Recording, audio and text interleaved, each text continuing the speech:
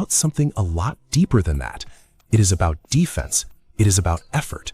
It is about whether a 41-year-old LeBron James, who still gets praised every time he makes a highlight play, also deserves the same energy when he is clearly dragging on the other end of the floor. And according to the source, that is exactly what is now being questioned at a much louder level. In your best interest to play all 82. Is that something you thought about at all since you made the goal? I mean, that's a goal, but we'll see. But it's something I ain't discussing right now. The Lakers reportedly had a meeting between JJ Redick, LeBron, and Luka Doncic after a stretch of bad defense. Redick, who has not exactly been shy about holding players accountable, apparently wanted more from his two stars on that end of the court. That alone tells you where the conversation is right now. This is not about whether LeBron can still score. This is not about whether he can still throw down a dunk or make a chase down block every now and then. Everybody already knows he can still do that. The issue is whether he is actually doing the work that the Lakers need from him on a consistent basis. And that is where the criticism starts to hit harder. Because the source makes a very blunt point. LeBron's biggest excuse now is age. He's 41, so what do you want him to do? That is the defense people keep using whenever his defense gets brought up. He's older. He's not the same athlete. He can't be expected to chase every possession like he's 28 again. That sounds reasonable on the surface. It really does. But the problem, according to the clip, is that LeBron is still being praised as if he has no age-related limitations when it comes to everything else. When he dunks, when he sprints in transition, when he hits a chase-down block, when he plays with burst, everyone says he's unreal for his age. Everyone says he's the greatest 40-year-old ever. Everyone says his longevity is proof that he belongs in the GOAT conversation forever. So the question becomes very simple. If he's still great enough to deserve praise for the athletic moments, why is it suddenly unfair to criticize the defensive lapses? That is the core of the argument, and it's a strong one because it exposes the double standard that has followed LeBron for a long time. He gets all the credit when the game looks beautiful. He gets all the legacy points when he does something historic. He gets all the flowers when he does things that make people shake their heads in admiration. But the moment the conversation turns towards effort, particularly defensive effort, the conversation changes. Suddenly it is age. Suddenly it is fatigue. Suddenly it is impossible to ask him to do too much. Suddenly everybody starts acting like defending is some huge burden that should be excused because of his mileage. Yeah, I mean, listen, we came that far, so, trying to see if I can make plays. Obviously my presence on the floor, is key for our ball club, but I thought the guys did a great job, especially in overtime. I thought Marcus was great in overtime, hit the three, and away from their bench. I think Rui threw it over the top. He hit the three. He got to the free throw line, made free throws. That is exactly what the source is pushing back against. And honestly, it's hard to ignore the point being made here. Nobody is asking LeBron to be Gary Payton. Nobody's saying he needs to lock down the opponent's best player for 40 minutes a night. Nobody's pretending he can cover the entire floor by himself or play like a young guard in his prime. But there is a difference between being limited and being disengaged. There is a difference between conserving energy and looking like you have already checked out on the play. There is a difference between being older and choosing not to show effort.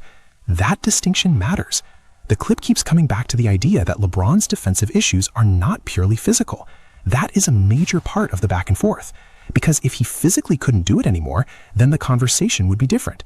People would talk about age curves, limitations, minutes, and role changes. But the source argues that there is still plenty of evidence that LeBron can produce elite plays when he wants to. He can still race back and make a big defensive stop. He can still explode for a dunk. He can still move with the burst of a player who looks far younger than his birth certificate says he should be. That means the problem is not just that his body has completely fallen apart. The source says the real issue is choice. That is what makes the criticism so sharp. The clip argues that LeBron is choosing when to give effort and when to conserve it, choosing when to sprint and when to drift, choosing when to chase a play and when to stand around, choosing when to help and when to complain to the refs after a turnover while the Lakers are basically playing 4-on-5. That is the kind of thing fans notice, and once they start noticing it, the excuses become harder to defend.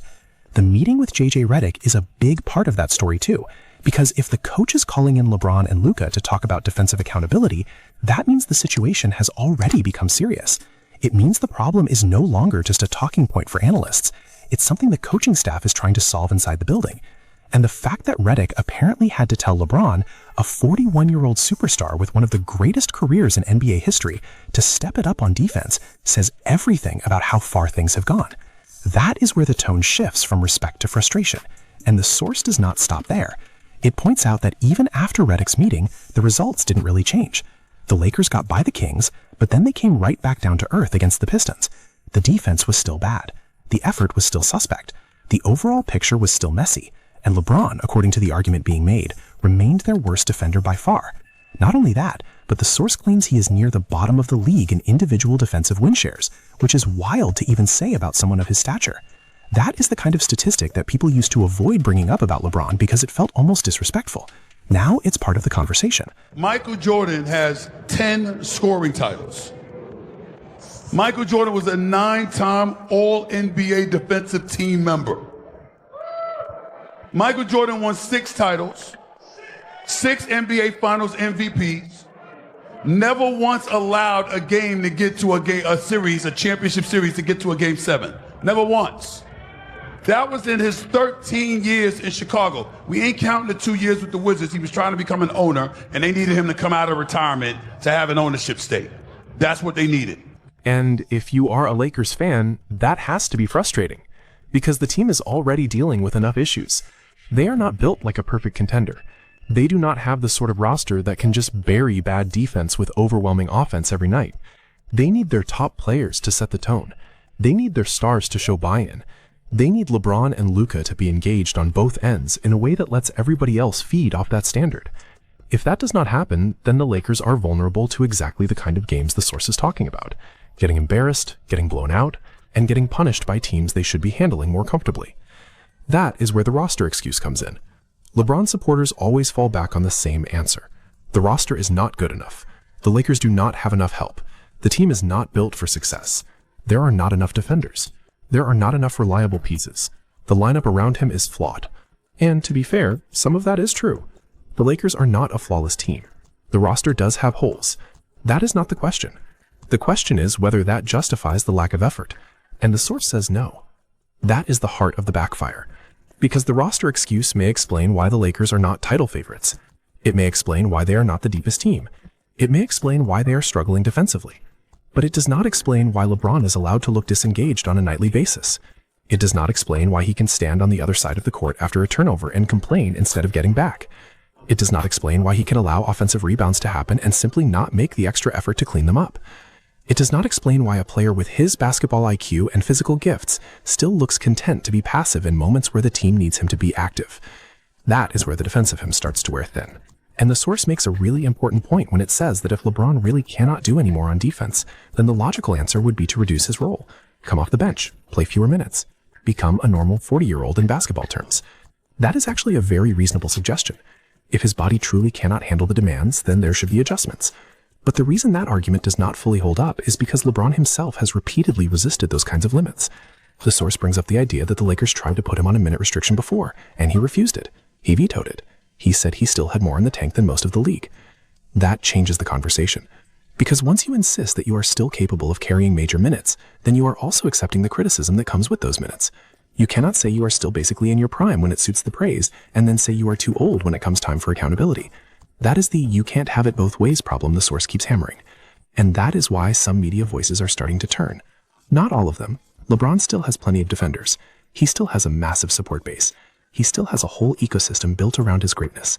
But the tone is shifting because the same patterns are repeating. The Lakers play poorly on defense. LeBron gets criticized. The excuses come out. The excuses feel familiar. Then he does something athletic and everybody is reminded of how special he still is. Then the criticism disappears for a while. Then it comes back the next time the team loses. That cycle is getting old for a lot of people. The source also really leans into the idea that LeBron is not the main character anymore. That is a hard thing for some fans to accept, because for so long the NBA basically revolved around him. But in Los Angeles now, Luka Doncic is the guy the team is centered around. The source says that plainly. Luka is the leader. Luka is driving a car. LeBron may still be one of the best players on the roster and maybe one of the best in the league for his age, but he is not the center of the universe here anymore. Every person in the bubble is under a unique circumstance. Everybody that's in the bubble is not accustomed in a professional career of playing without fans. So, Skip, no one wants to hear why you guys haven't played well, why you haven't shot the ball well, why you haven't looked like the Lakers that gained the #1 seed in the West. All they want to hear is what are you going to do to fix the problem? That matters because it changes what the Lakers need from him. They do not need him to dominate every possession. They do not need him to carry the ball like he is the only star in the room. They do not need him to focus on looking good individually. They need him to help the team win. And if that means sacrificing some stats, some possessions, and some of the old ego-driven habits, then that is the cost of playing in a real team setting at this stage of his career.